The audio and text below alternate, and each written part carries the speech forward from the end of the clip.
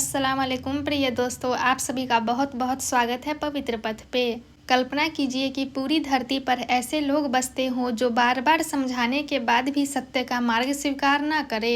कल्पना कीजिए कि एक व्यक्ति वर्षों तक धैर्य, करुणा और सच्चाई के साथ लोगों को सही राह दिखाने का प्रयास करता रहे, लेकिन अधिकांश लोग उसकी बात को अनसुना कर दे। फिर एक दिन उसे एक ऐसा आदेश मिले जो देखने में असंभव प्रतीत हो, एक विशाल नाव बनाने का आदेश, वह भी ऐसी जगह जहां दूर दूर तक कोई समुद्र दिखाई न देता हो। यही है नूह की नाव की अद्भुत और प्रेरणादायक कथा। यह केवल एक नाव की कहानी नहीं है, यह धैर्य, विश्वास, आज्ञा पालन, साहस और ईश्वरीय सहायता की ऐसी मिसाल है जो आज भी लोगों को प्रेरित करती है। आइए इस पूरी घटना को क्रमवार समझते हैं। समय बीतने के साथ बहुत से लोग सत्य और नैतिकता से दूर होते चले गए। अन्याय, अहंकार और बुराइयां बढ़ने लगी। उन्हें बार बार समझाया गया कि वे अपने जीवन को सुधारें, दूसरों के साथ न्याय करें और सच्चाई का मार्ग अपनाएं। नूह ने अत्यंत धैर्य के साथ लोगों को समझाया। उन्होंने कठोरता नहीं अपनाई, बल्कि प्रेम, विनम्रता और करुणा से लोगों तक संदेश पहुंचाया। उन्होंने दिन में भी समझाया और रात में भी, खुले रूप में भी समझाया और व्यक्तिगत रूप से भी। उनका उद्देश्य केवल लोगों का भला था, लेकिन अधिकांश लोगों ने उनकी बात स्वीकार नहीं की। जब कोई व्यक्ति सत्य की बात करता है तब कई बार उसे उपहास का सामना भी करना पड़ता है।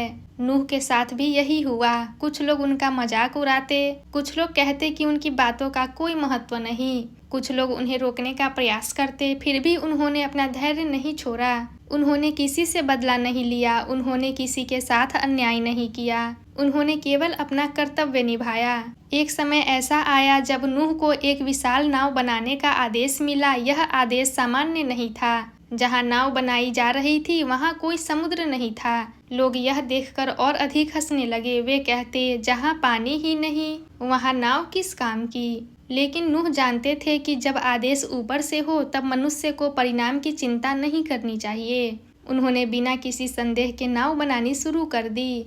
नाव बनाना आसान कार्य नहीं था। लकड़ी जुटाना, उसे तैयार करना, मजबूत ढांचा बनाना, लंबे समय तक लगातार मेहनत करना, यह सब अत्यंत कठिन था। लेकिन नूह ने हार नहीं मानी। उन्होंने हर दिन अपना कार्य जारी रखा।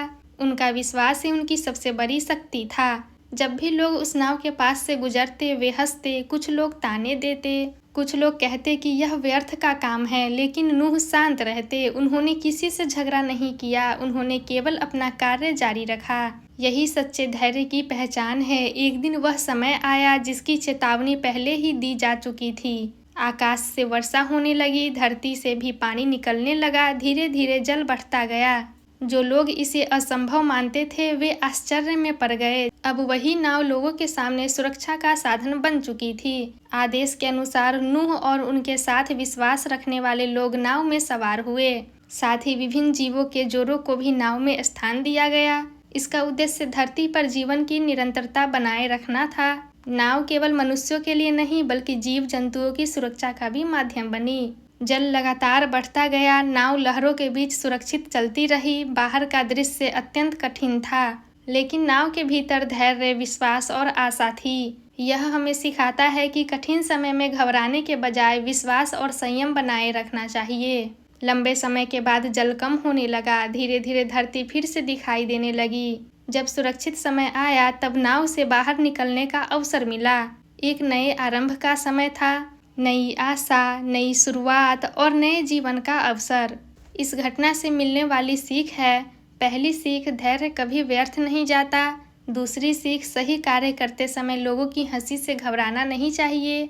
तीसरी सीख, जब उद्देश्य अच्छा हो तब कठिन परिश्रम अवश्य करना चाहिए। चौथी सीख, संकट आने से पहले तैयारी करना बुद्धिमानी है।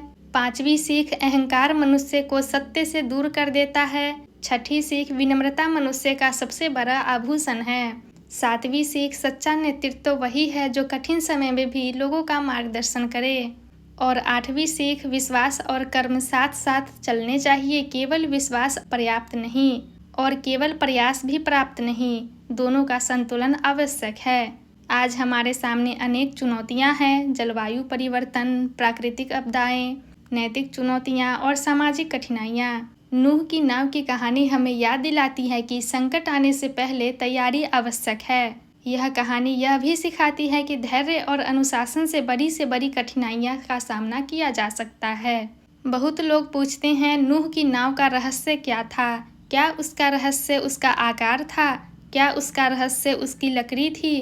क्या उसका रहस्य उसकी बनावट थी? वास्तव में सबसे बड़ा रहस्य नाव नहीं थी। सबसे बड़ा रहस्य था अटूट विश्वास, अथक परिश्रम, असीम धैर्य और सही समय पर सही निर्णय। इन्हीं गुणों ने उस नाव को सुरक्षा का माध्यम बनाया। नूह की नाव की कथा हमें यह याद दिलाती है कि जीवन में कठिन समय अवश्य आता है।